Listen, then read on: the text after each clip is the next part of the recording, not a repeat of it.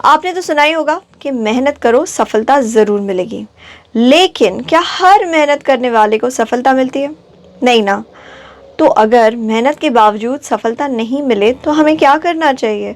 कैसे आगे बढ़ना चाहिए? कैसे बाउंस बैक करना चाहिए? जानने के लिए इस वीडियो को आखिर तक देखिए। नमस्कार, मैं मनोवैज्ञानिक डॉक्टर मयूरिका दास विश्वास और स्वागत है आपका योर सर्वाइवल मॉडल में। तो मैंने अपने बहुत सारे वीडियोस में पर्क्स मॉडल के बारे में आपसे चर्चा की है। आज हम पर्क्स मॉडल का इस्तेमाल करके फेलियर का साइको एनालिसिस करेंगे। मतलब एग्जैक्ट साइको एनालिसिस नहीं, साइकोलॉजिकली उसे एनालाइज करेंगे कि अगर हम फेलियर को फेस कर रहे हों, अगर हमें नाकामयाबी मिले तो उसके बाद हमें क्या करना चाहिए। तो पर्क्स मॉडल का पहला कंपोनेंट है पी से प्रोसेस। पता कीजिए कि आपने कौन सी प्रोसेस की गलती की है। चलिए एग्जाम्पल लेते हैं, एग्ज़ाम की तैयारी। हो सकता है आप एक बहुत बड़े एग्ज़ाम की तैयारी कर रहे हैं, यूपीएससी की तैयारी कर रहे हैं, क्या हो सकता है, लेकिन आपको नहीं मिला है सक्सेस अभी तक। तो पहली चीज़ प्रोसेस के अंतर्गत जो आपको पूछनी चाहिए खुद को वो ये है कि कहाँ पे मेरी प्रक्रिया, मेरी प्रोसेस में गड़बड़ है। क्या मेरे पढ़ाई करने के तरीके में, प्रोसेस में गड़बड़ है?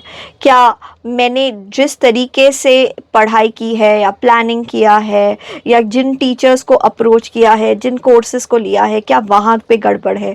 क्या मेरे एनवायरनमेंट में, प्रोसेस में गड़बड़ है?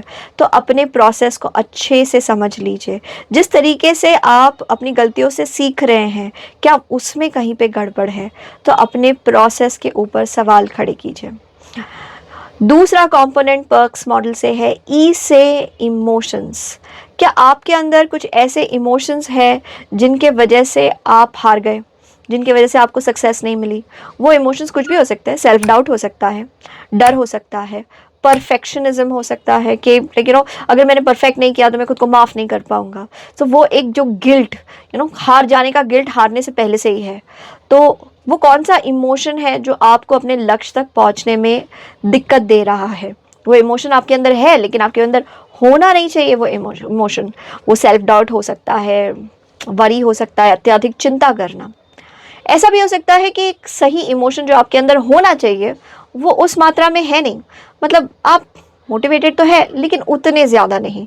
अगर मोटिवेशन की प्रॉब्लम आपको मिल गई है कि हाँ भाई मुझे एक्चुअली ज़्यादा मोटिवेट होना है, तो किसी लाइफ कोच के साथ काम कीजिए, किसी थेरेपिस्ट के साथ काम कीजिए और उनसे कहिए कि मेरा एक लक्ष्य है जिसे पाने के लिए मुझे बहुत ज़्यादा मोटिवेशन की ज़रूरत पड़ेगी और वो मोटिवेशन की आग जलती ही रहनी चाहिए। उसके लिए मैं क्या करूँ?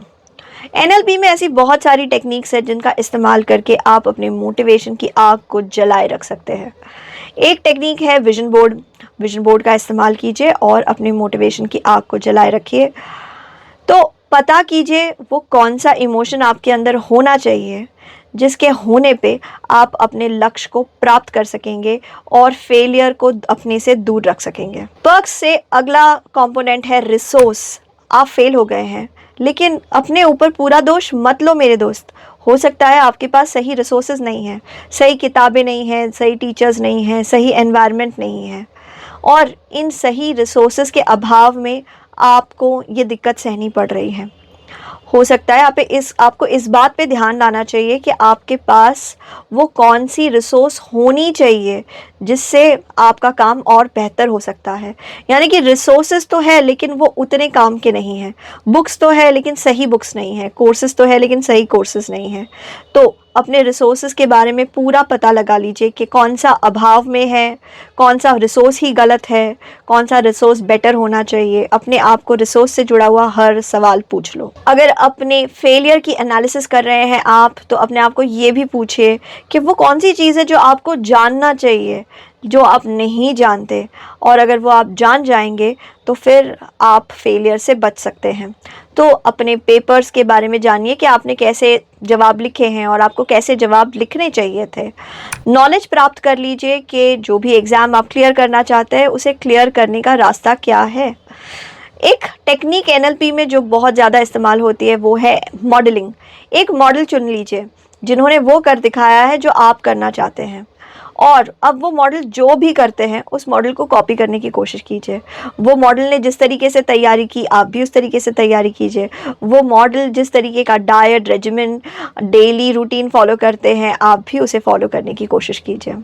सो नॉलेज प्राप्त कीजिए कि आपको क्या नहीं पता जो आपको पता होना चाहिए, और अगर एक बार पता हो गया तो सारा सक्सेस आपका होगा। पर्क्स मॉडल का आखिरी कंपोनेंट है स्किल। अगर आप अपने फेलियर का एनालिसिस कर रहे हैं तो ये भी जान लीजिए कि प्रैक्टिस मेक्स यू परफेक्ट। हाँ, सही प्रैक्टिस आपको बिल्कुल अपने सक्सेस तक ले ही जाएगी। अपने काम को आप बार बार दोहराइए, इतने बार दोहराइए कि आप के लिए वो काम ऑटोमेटिक हो जाए। जब आप उसको प्रैक्टिस कर रहे हैं तब एक अच्छे कोच से सलाह लीजिए। कई बार हम सेम चीज़ को रिपीट करते रहते हैं और हम उसमें कुछ नहीं सीखते। चलिए इस चीज़ का एग्जांपल ऐसे लेते हैं कि आप खाना बनाना सीख रहे हैं। आप सेम दाल चावल एवरीडे बना रहे हैं, रोज़ दाल चावल दाल चावल दाल चावल दाल चावल दाल चावल। अब क्या ऐसा करने से आप दाल चावल के मास्टर बन जाएंगे, मास्टर शेफ़ बन जाएंगे? नहीं। अगर आपको मास्टर शेफ़ बनना है तो आपको दाल चावल जो आपने बनाया है उसके ऊपर किसी और शेफ़ के कमेंट्स लेने पड़ेंगे। जो लोग उस दाल चावल को खा रहे हैं उनसे कमेंट्स लेने पड़ेंगे, अपने काम को सुधारना पड़ेगा। सो फीडबैक के साथ अपने स्किल को बेटर करना पड़ेगा। इसको कहते हैं डिलिबरेट प्रैक्टिस। डिलिबरेट प्रैक्टिस में होता है कि आप एक कोच के साथ काम करते हैं जो आपको बताते हैं कि आप अपने प्रैक्टिस में क्या सुधार ला सकते हैं। सुधार लाने से आप उस काम के मास्टर बन जाएंगे और फेलियर आपको छू भी नहीं सकेगी। ऐसा हम आशा तो कर ही सकते हैं। देखिए, फेलियर से अगर बचना चाहते हो तो एक बहुत ही इम्पॉर्टेंट चीज़ है कि उसके बारे में बात करो। सिर्फ डरो नहीं, उसके बारे में बात करो, एक्सपर्ट से बात करो, कम्युनिकेट करो उन लोगों से जो आपकी मदद कर सकते हैं। आशा करते हैं आज के वीडियो से आपको पता लगा कि आप अपने फेलियर से कैसे कुछ सीख सकते हैं और फेलियर को अपने से दूर रख सकते हैं। वैसे फेलियर को नेगेटिव मानना ही नहीं चाहिए। मेरे जीवन में मैंने जब भी किसी चीज़ में फेलियर देखा है तो उस चीज़ ने ज़रूर मुझे कुछ ना कुछ मूल्यवान सिखाया है। तो फेलियर सीखने के लिए एक बहुत ही बड़ा टूल है, सीखने का एक बड़ा हथियार है। तो फेलियर से सीखते रहो। इस वीडियो को शेयर करो। आपके मूल्यवान समय के लिए धन्यवाद।